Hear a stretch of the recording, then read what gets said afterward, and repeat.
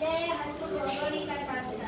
ಭಾರತ ಭೌಗೋಳಿಕ ಸ್ಥಾನ ಹಾಗೂ ಪ್ರಾಕೃತಿಕ ಲಕ್ಷಣಗಳು. ನಾವು ಇವತ್ತು ಈ ಅಧ್ಯಾಯದಲ್ಲಿ ತಿಳಿದುಕೊಳ್ಳುತ್ತೇವೆ. ಪ್ರಾಕೃತಿಕ ವಿಭಾಗಗಳು. ಭಾರತವು ವಿವಿಧ ಬಗೆಯ ಭೂಸ್ವರೂಪಗಳನ್ನು ಒಳಗೊಂಡಿದೆ. ಈ ಸ್ವರೂಪ ದೇಶದ ವಿವಿಧ ಭಾಗಗಳಲ್ಲಿ ಕಂಡುಬರುತ್ತದೆ. ಇವುಗಳು ಭೂ ಇತಿಹಾಸದ ವಿವಿಧ ಅವಧಿಗಳಲ್ಲಿ ನಿರ್ಮಿತವಾಗಿದ್ದು, ಭೂರಚನೆ ಹಾಗೂ ಮೇಲ್ಮೈ ಲಕ್ಷಣಗಳಲ್ಲಿ ವ್ಯತ್ಯಾಸಗಳನ್ನು ಹೊಂದಿವೆ. ನಮ್ಮ ಭಾರತವು ಭೂ ಇತಿಹಾಸದಲ್ಲಿ ವಿವಿಧ ಅವಧಿಗಳು ನಿರ್ಮಿತವಾಗಿದ್ದು, ಭೂರಚನೆ ಹಾಗೂ ಮೇಲ್ಮೈ ಲಕ್ಷಣಗಳಲ್ಲಿ ವ್ಯತ್ಯಾಸ ಹೊಂದಿರುತ್ತದೆ. ದೇಶವನ್ನು 4 ಪ್ರಧಾನ ಭೂಸ್ವರೂಪ ವಿಭಾಗಗಳಾಗಿ ವಿಂಗಡಿಸಬಹುದು. ಈ ಎಲ್ಲ ವಿಷಯವನ್ನು ಕುರಿತು ದೇಶವನ್ನು 4 ಪ್ರಧಾನ ಭೂಸ್ವರೂಪ ವಿಭಾಗಗಳಾಗಿ ವಿಂಗಡಿಸಲಾಗಿದೆ. ಫಸ್ಟ್ ಒನ್, ಉತ್ತರದ ಪರ್ವತಗಳು.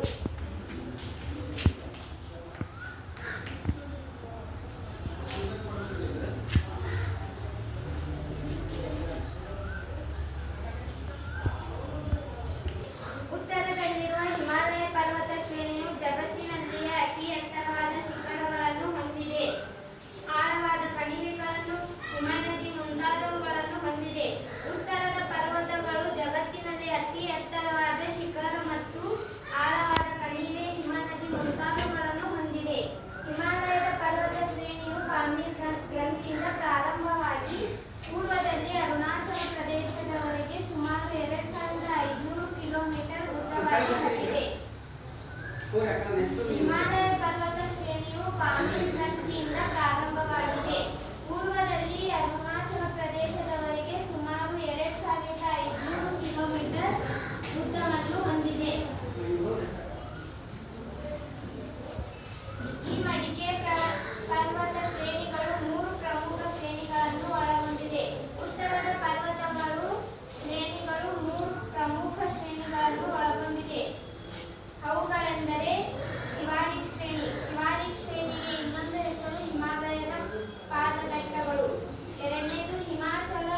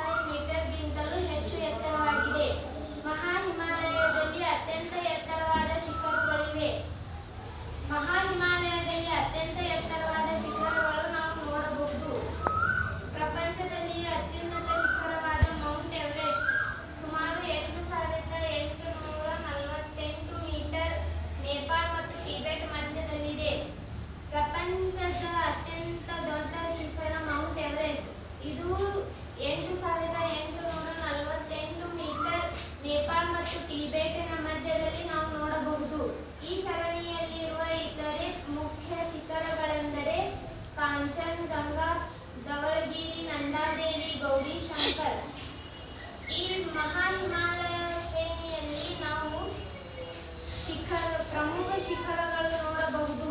ಕಾಂಚನಗಂಗಾ, ಧವಳಗಿರಿ, ನಂದಾದೇವಿ, ಗೌರಿಶಂಕರ್ ಇದು ಅನೇಕ ಹಿಮನದಿಗಳನ್ನು ಹೊಂದಿದೆ. ಮಹಾ ಹಿಮಾಲಯ ಅನೇಕ ಹಿಮನದಿಗಳನ್ನು ಒಳಗೊಂಡಿದೆ.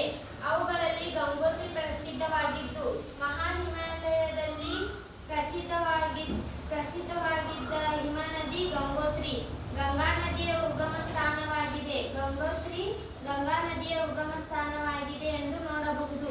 ಕಾಶ್ಮೀರದ ಗೋಜಿಲಾ, ಹಿಮಾಚಲ ಪ್ರದೇಶದ ಬಾರಾಚಲ್ ಮುಂತಾದವು ಕಣಿವೆ ಮಾರ್ಗಗಳಾಗಿದ್ದು, ಇವು ಉತ್ತಮ ಸಂಚಾರ ಸೌಲಭ್ಯವನ್ನು ಒದಗಿಸುವುದಲ್ಲದೆ ಪ್ರವಾಸಿಗರ ಆಕರ್ಷಣೀಯ ಕೇಂದ್ರಗಳಾಗಿವೆ.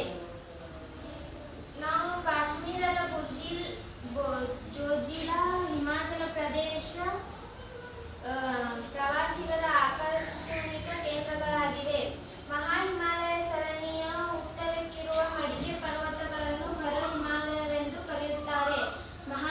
ಹಿಮಾಲಯ ಸರಣಿಯ ಉತ್ತರಕ್ಕಿರುವ ಮಡಿಕೆ ಪರ್ವತಗಳನ್ನು ಹೊರ ಹಿಮಾಲಯವೆಂದು ಕರೆಯುತ್ತಾರೆ. ಇದರಲ್ಲಿ ಕಾರಾಕೋರಂ ಪರ್ವತ ಶ್ರೇಣಿ ಹಾಗೂ ಕೈಲಾಸ ಪರ್ವತಗಳಿವೆ. ಮಹಾ ಹಿಮಾಲಯದಲ್ಲಿ ಕಾರಾಕೋರಂ ಪರ್ವತ ಶ್ರೇಣಿ ಹಾಗೂ ಕೈಲಾಸ ಪರ್ವತಗಳು ನಾವು ನೋಡಬಹುದು. ಮೌಂಟ್ ಆಸ್ಟಿನ್ ಅಥವಾ K2 ಎಂಬುದು ಭಾರತದಲ್ಲಿ ಅತಿ ಎತ್ತರವಾದ 8611 ಮೀಟರ್ ಶಿಖರವಾಗಿದೆ. ಗಾರ್ಡಿನ್ ಆಸ್ಟಿನ್ ಅದರ ಎತ್ತರ 8611 ಮೀಟರ್ ಶಿಖರವಾಗಿದೆ. ಲಡಾಖ್ ಪ್ರಸ್ಥಭೂಮಿಯು ಇದೇ ಪ್ರದೇಶದಲ್ಲಿ ಕಂಡುಬರುತ್ತದೆ.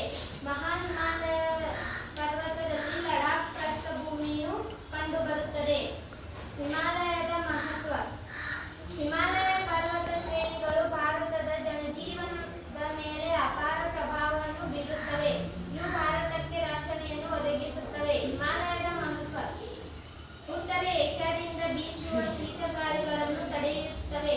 ಹಿಮಾಲಯದ ಪರ್ವತಗಳು ಉತ್ತರದ ಏಷ್ಯಾದಿಂದ ಬೀಸುವ ಶೀತ ಗಾಳಿಯನ್ನು ತಡೆಹಿಡಿಯುತ್ತವೆ. ನದಿಗಳ ಉಗಮ ಪ್ರದೇಶವಾಗಿದೆ. ಹಿಮಾಲಯ ಪರ್ವತದಲ್ಲಿ ನದಿಗಳ ಉಗಮ ಪ್ರದೇಶವಾಗಿದೆ ಎಂದು ನೋಡಬಹುದು.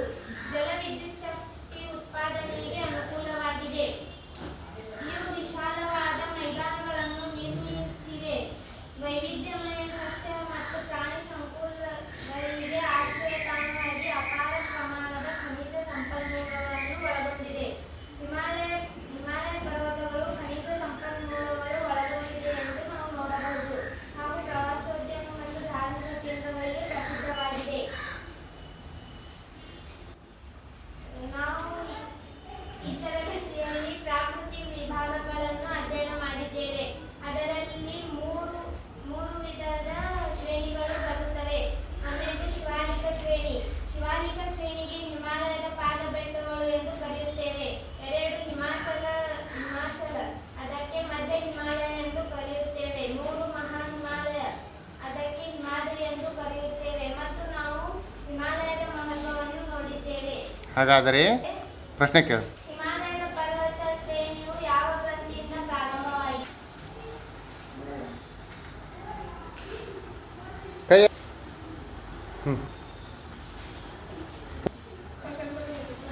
ಹಾಗಾದರೆ ಹಿಮಾಲಯ ಪರ್ವತ ಶ್ರೇಣಿಯು ಯಾವ ಗ್ರಂಥಿಯಿಂದ ಪ್ರಾರಂಭವಾಗಿದೆ? ಹಿಮಾಲಯ ಪರ್ವತ ಶ್ರೇಣಿಯು ಪಾವಿಲ್ ಗ್ರಂಥಿಯಿಂದ ಪ್ರಾರಂಭವಾಗಿದೆ.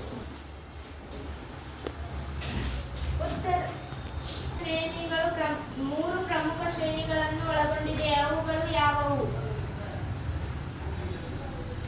ಉತ್ತರ ಪರ್ವತಗಳು ಪ್ರಮುಖವಾಗಿ ಮೂರು ಶ್ರೇಣಿಗಳನ್ನು ಒಳಗೊಂಡಿದೆ. ಶಿವಾಲಿಕ ಶ್ರೇಣಿ, ಅದಕ್ಕೆ ಹಿಮಾಲಯ ಪಾದಬೆಟ್ಟಗಳೆಂದು ಕರೆಯುತ್ತೇವೆ. ಹಿಮಾಚಲ, ಅದಕ್ಕೆ ಮಧ್ಯ ಹಿಮಾಲಯ ಎಂದು ಕರೆಯುತ್ತೇವೆ. ಮೂರನೆಯದು ಮಹಾ ಹಿಮಾಲಯ, ಅದಕ್ಕೆ ನಾವು ಹಿಮಾಚಲ ಎಂದು ಕರೆಯುತ್ತೇವೆ. ಶಿವಾಲಿಕ್ ಶ್ರೇಣಿಗಳಿಗೆ ಉದಾಹರಣೆಯನ್ನು ಕೊಡಿ. ಶಿವಾಲಿಕ್ ಶ್ರೇಣಿಗಳಿಗೆ ಉದಾಹರಣೆಯನ್ನು ಕೊಡಿ. ಶಿವಾಲಿಕ ಶ್ರೇಣಿಗಳಿಗೆ ಉದಾಹರಣೆ ಡಹರನಾ, ಡೋನ್, ಕೋಟಾ, ಪಾಲ್ಟಿ, ಚೌಕಾ, ಉದಾಪುರ್ ಮತ್ತು ಕೋಲ್ಟಾ.